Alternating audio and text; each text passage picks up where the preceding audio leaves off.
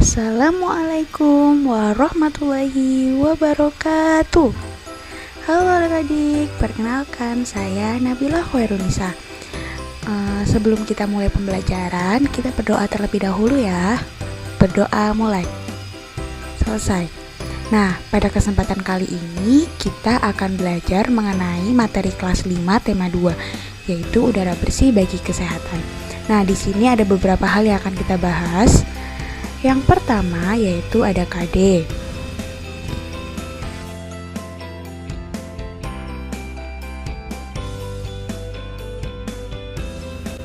Kompetensi dasar dan kompetensi inti. Kompetensi inti memahami pengetahuan faktual dan konseptual dengan cara mengamati, menanya, dan mencoba berdasarkan rasa ingin tahu tentang dirinya, makhluk ciptaan Tuhan, dan kegiatan dan benda-benda yang dijumpai di rumah, di sekolah, dan di tempat bermain. Kompetensi dasar 3.2 menjelaskan organ pernafasan dan fungsinya pada hewan dan manusia, serta cara memelihara kesehatan organ pernafasan manusia. 4.2 membuat model sederhana organ pernafasan manusia. Yang selanjutnya yaitu ada indikator dan tujuan. Indikator 1. Menemukan informasi tentang pernafasan hewan. 2. Membuat bagan cara kerja organ pernafasan hewan. 3. Mendeskripsikan organ-organ pernafasan pada manusia. 4. Menjelaskan cara kerja organ pernafasan manusia. 5. Mengidentifikasi berbagai penyakit yang berhubungan dengan organ pernafasan manusia. 6. Menjelaskan berbagai penyakit yang berhubungan dengan organ pernafasan manusia. 7. Menemukan informasi tentang bahaya polusi udara dan cara mengatasinya. Nomor 8. Menyebutkan cara memelihara organ pernafasan. Dan yang terakhir, yang ke-9, yaitu menceritakan kembali tentang cara merawat organ pernafasan pada manusia. Selanjutnya yaitu tujuan. 1. Dengan cara mengamati teks bacaan yang disajikan, siswa mampu menemukan informasi tentang sistem pernafasan hewan. 2. Dengan membuat bagan, siswa mampu menjelaskan cara kerja organ pernafasan manusia. 3. Dengan membuat bagan, siswa mampu menjelaskan fungsi organ pernafasan pada manusia. 4.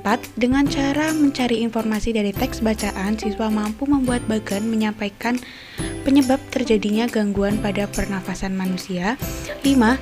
Dengan menyimak penjelasan dari guru dan membaca teks, siswa mampu mengidentifikasi berbagai penyakit yang berhubungan dengan organ pernafasan manusia. 6. Dengan mengamati teks bacaan yang disajikan, siswa mampu menemukan informasi tentang bahaya polusi udara dan cara mengatasinya. 7. Dengan cara mengamati poster, siswa dapat menceritakan kembali tentang cara merawat organ pernapasan pada manusia. Nah, untuk yang selanjutnya, kita akan langsung masuk ke materi yang pertama. Jadi, di dalam kelas 5 tema 2 itu ada 3 subtema, yaitu subtema 1 mengenai cara tubuh mengolah udara bersih, subtema 2 pentingnya udara bersih bagi pernafasan, dan yang subtema 3 yaitu memelihara organ kesehatan manusia. Nah, sebelum memulai pembelajaran, kita bernyanyi dulu ya. Kalian bisa mengikuti saya. Kita mulai 1, 2, 3. 5 jari tangan kananmu, 5 jari tangan kirimu, ku gabung jadi 1, semuanya 10, lalu jadi kupu-kupu. Kupu-kupu terbang tinggi, 7 bunga dihinggapi, sayapnya warna-warni, sungguh indah sekali, kupu-kupu cantik sekali. Wah, gimana? Udah tambah semangat belum nih pembelajaran kita? Ya, Ibu harap kalian bisa fokus ya dalam pembelajaran kali ini. Langsung saja kita masuk ke materi yang pertama, yaitu cara tubuh. Pada subtema 1 yaitu cara tubuh mengolah udara bersih. Di dalam subtema 1 terdapat 2 pembelajaran, yaitu pernapasan pada hewan dan juga organ pernafasan pada manusia. Untuk yang pertama, pernapasan pada hewan. Pernafasan adalah pertukaran oksigen dengan karbon dioksida yang terjadi di dalam tubuh. Hewan memiliki alat pernapasan yang berbeda-beda, yaitu sesuai dengan jenisnya. Hewan ada yang bernafas menggunakan kulit, trakea, insang, dan ada pula yang menggunakan paru-paru. Nah, di sini ada beberapa contoh hewan dengan alat pernafasannya.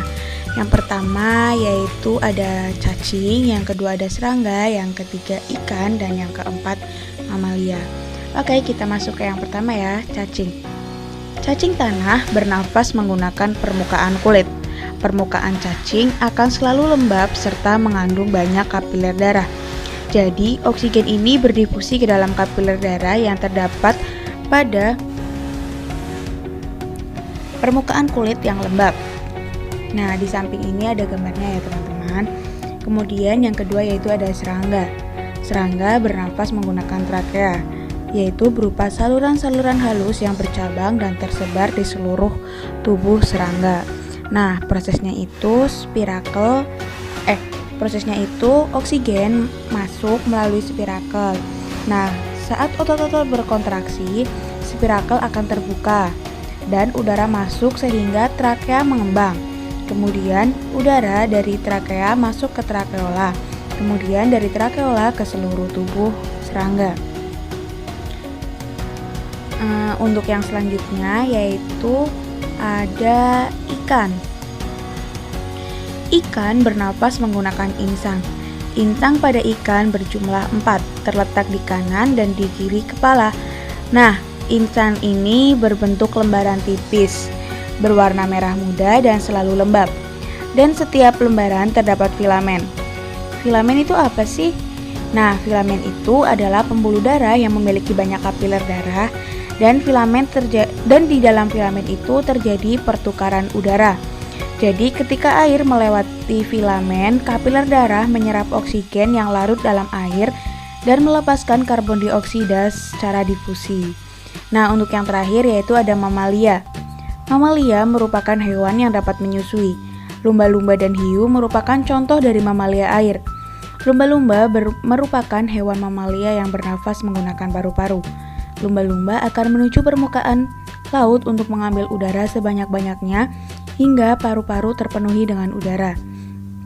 Nah, hewan lumba-lumba ini memiliki lubang hidung di atas kepalanya yang terbuka saat bernafas dan menutup saat menyelam. Selanjutnya, kita masuk ke pembelajaran yang kedua yaitu organ pernafasan pada manusia.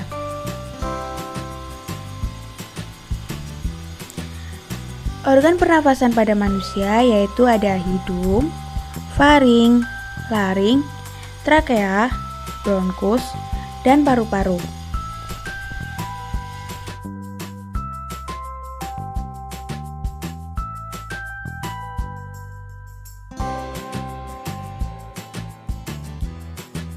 Yang selanjutnya, mari kita melihat proses pernafasan yang terjadi pada tubuh manusia. Aku, si mungil yang kamu lihat di sini, masuk ke mulut dan lubang hidung. Satu lubang hidung saja ya, karena lubang satunya beristirahat dengan sendirinya. Kamu lagi makan ya? Jangan menghirup napas sambil menelan pizza. Cuma bayi yang bisa melakukan dua hal ini sekaligus. Kamu sudah sampai di faring. Disinilah udara dan makanan bercampur. Saluran ini panjangnya sekitar 12,5 cm dan berfungsi sebagai pemilah. Nah, kalau yang ini namanya epiglotis. Di organ ini, kami berpisah dengan makanan. Epiglotis mengarahkan makanan agar melewati saluran pencernaan menuju esofagus. Sementara kami menuju ke laring, lalu ke trakea, dan akhirnya sampai di kedua bronkus. Selanjutnya, bronkus mengarahkan kami ke paru-paru kanan dan kiri. Oke, kami belok kiri. Siap-siap, jalannya mulai bergelombang. Hei, awas ada dinding. Kami bisa-bisa menabraknya. Hehehe, tidak kok. Kami berjalan melewati salah satu cabang. Dan dengan manuver mulus, kami berhasil sampai di alveolus paru-paru kiri. Organ ini berupa kantong udara kecil yang jumlahnya jutaan. Nah, itu tadi merupakan proses pernafasan yang terjadi di dalam tubuh manusia. Untuk selanjutnya kita masuk ke materi yang kedua yaitu subtema 2, pentingnya udara bersih bagi pernafasan. Nah, pada subtema 2 juga terdapat dua pembelajaran yaitu Penyakit pada organ pernafasan. Penyakit pada organ pernafasan manusia. Salah satu penyakit yang mengganggu organ pernafasan manusia adalah asma. Asma merupakan penyakit penyumbatan saluran pernafasan yang disebabkan oleh alergi. Penyebab alergi misalnya yaitu udara dingin, rambut, bulu, kotoran, debu, atau tekanan psikologis. Nah, untuk yang kedua yaitu penyakit pada sistem pernafasan manusia. Sistem pernafasan adalah salah satu sistem organ yang penting karena manusia tidak akan dapat hidup apabila tidak bernafas selama beberapa menit saja. Berikut ada beberapa gangguan pada sistem pernafasan manusia. Yang pertama yaitu ada faringitis, adalah radang pada faring yang disebabkan oleh bakteri Streptococcus pharyngitis. Kemudian yang kedua ada sinusitis, adalah penyakit peradangan pada bagian atas rongga hidung atau sinus paranasalis. Penyakit ini disebabkan oleh infeksi jamur atau bakteri. Yang ketiga yaitu ada TBC, adalah penyakit yang disebabkan oleh bakteri Mycobacterium tuberculosis. Nah, selanjutnya kita masuk ke materi yang ketiga, subtema 3, yaitu memelihara organ kesehatan manusia. Di sini terdapat 3 pembelajaran. Yang pertama, pengaruh pencemaran udara terhadap lingkungan.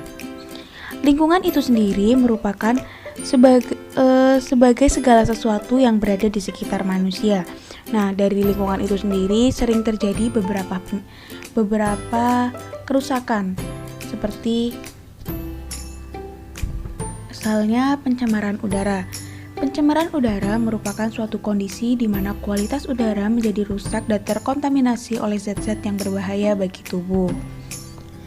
Jadi kita harus senantiasa menjaga lingkungan kita ya teman-teman.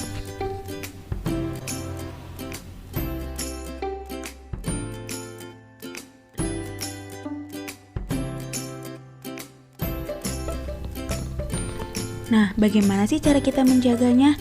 Jadi, sebelum kita mengetahui cara menjaganya, kita melihat dulu lebih dahulu pengaruh apa saja sih yang diberikan apabila lingkungan kita tercemar. Yang pertama yaitu ada iritasi pada saluran pernafasan. 2. Peningkatan produksi pada saluran pernafasan yang dapat mempersempit saluran pernafasan. 3. Lepasnya sel pada selaput lendir. Nah, yang selanjutnya yaitu cara memelihara kesehatan organ pernafasan pada manusia. Jadi ada beberapa hal yang dapat kita lakukan seperti makan makanan bergizi, berolahraga secara teratur, istirahat atau tidur yang cukup, menghindari polusi udara, dan yang terakhir yaitu menjaga kesehatan.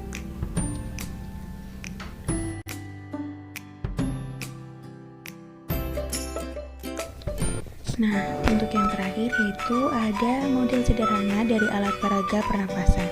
Di sini terdapat 2 gambar. Yang sebelah kiri di mana gambar tersebut merupakan peraga apabila kita menghembuskan nafas sehingga paru-paru itu mengecil, sedangkan yang sebelah kanan itu paru-paru mengembang ketika kita menarik nafas. Wah, setelah kita belajar, mari kita mengerjakan kuis. Hewan pada gambar di atas bernafas menggunakan paru-paru.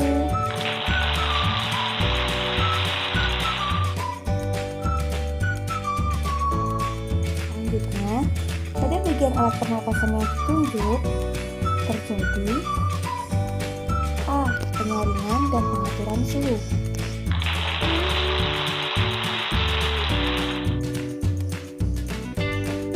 Penyakit faringitis merupakan penyakit radang pada faring yang disebabkan oleh bakteri. Yang mana ya?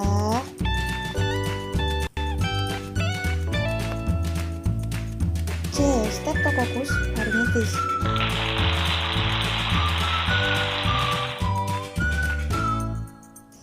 Yang keempat, bagaimana cara memelihara organ pernafasan? Kecuali makan makanan yang mahal. D.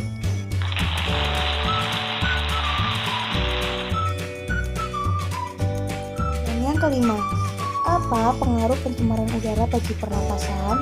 Kecuali A. Lepasnya lapisan sel pada selaput lendir. D. Rusaknya sel pembunuh bakteri di saluran pernafasan. C. Iritasi pada saluran pernafasan. D. Penurunan produksi pada saluran pernafasan yang dapat memperluas saluran pernapasan. Yang mana nih? Ya, betul sekali, jawabannya yang D.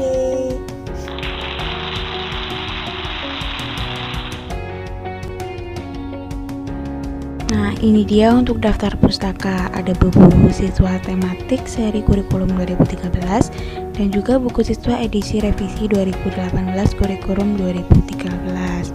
Kemudian yang selanjutnya itu ada link-link saat saya mengambil gambar dan video. Dan di sini ada profil, nama Nabila Hoirunisa, tempat tanggal lahir Cilacap 5 Mei 2003, alamat Jalan Lembu Seto RT 1 RW 1 Ayamalas Kroya Cilacap. Dengan moto hidup, ribuan kata hanyalah penyemangat, kesuksesan dan keberhasilan tetap ada di tanganmu.